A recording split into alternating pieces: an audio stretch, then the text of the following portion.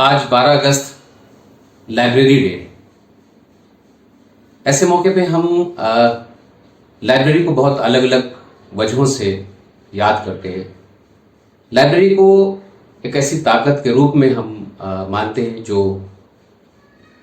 बदलाव की संभावना रखता है, जहाँ सिर्फ पढ़ने लिखने तक चीज़ें सीमित नहीं हैं, बल्कि सोचने का दायरा बढ़ाती हैं, दुनिया जहान के बारे में बातें करती हैं।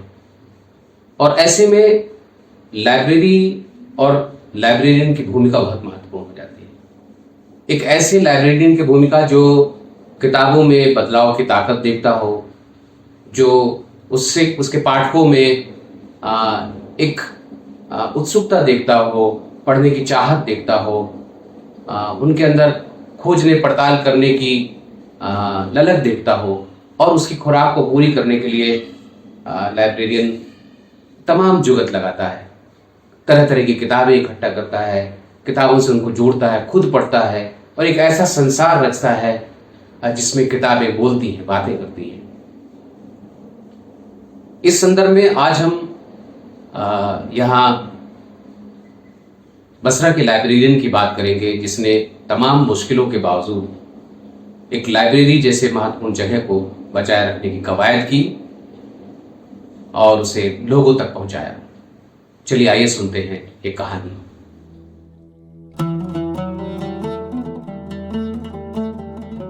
तो चलिए आज बसरा की लाइब्रेरियन की कहानी पढ़ते हैं। ये कहानी इराक से है और इसे लिखा है जेनेट विंटर ने, और इसका हिंदी अनुवाद अरविंद गुप्ता जी ने किया है। तो प्रस्तुत है बसरा की लाइब्रेरियन। कुरान में खुदा ने मोहम्मद से जो पहली बात कही थी वो थी पढ़ो। रेतीले इराक में समुद्र के किनारे बसरा नाम का एक बड़ा शहर है। आलिया मोहम्मद बकर बसरा की लाइब्रेरियन थी।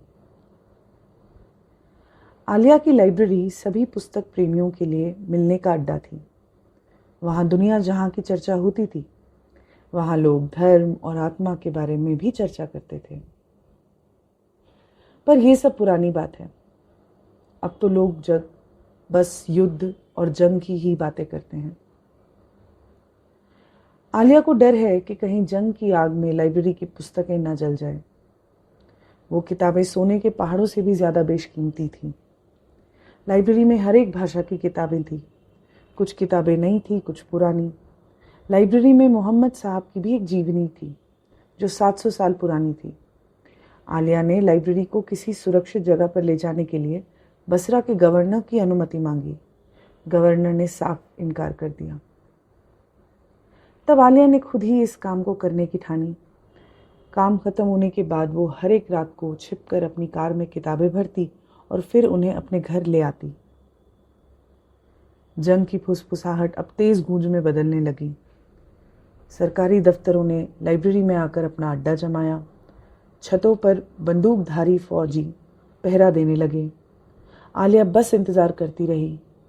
उसे एक भयंकर हादसे का डर था। धीरे धीरे अफवाहें असलियत में बदल गईं। बसरा में जंग छिड़ गई। पूरा शहर बम्बों की आग में झुलसने लगा। बंदूकों के धमाके सभी ओर गूंजने लगे। धीरे धीरे लाइब्रेरी में काम करने वाले सारे लोग, सरकारी मुलाजिम और फौज के सिपाही भी लाइब्रेरी को छोड़कर चले गए। आलिया इस नज़ारे को देखती रही।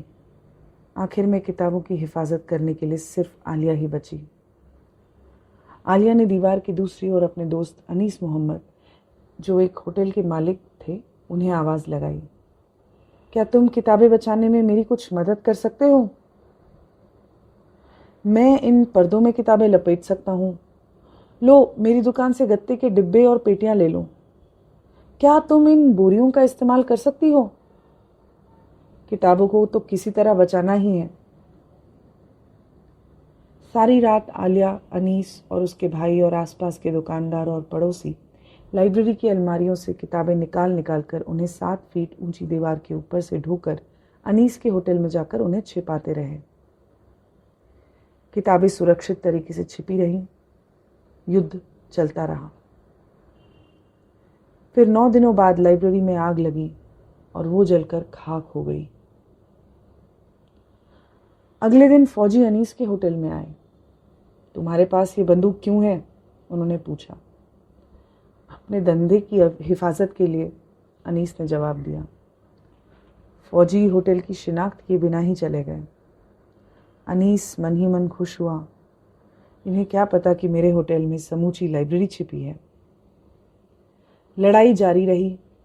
आलिया को पता था कि किताबों को ठीक से हिफाजत के लिए शहर में शांति के समय किसी और जगह पर जाकर छिपाना होगा। वो एक भाड़े के ट्रक में लाइब्रेरी की 30,000 किताबों को अपने घर और अपने दोस्तों के घरों में जाकर छिपाती है। आलिया का सारा घर किताबों से भर जाता है। ज़मीन पर, अलमारियों में, खिड़कियों में, सभी तरफ किताबें ही किताबें नज़र आती हैं। घर में बाकी किसी और चीज़ को रखने की जगह ही नहीं बची। आलिया इंतज़ार करती है।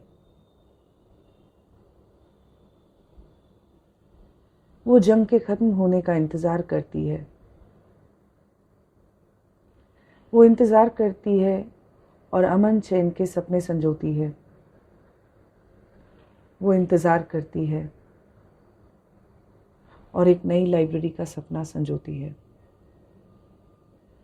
पर तब तक सारी किताबें सुरक्षित है बसरा की लाइब्रेरियन के घर में।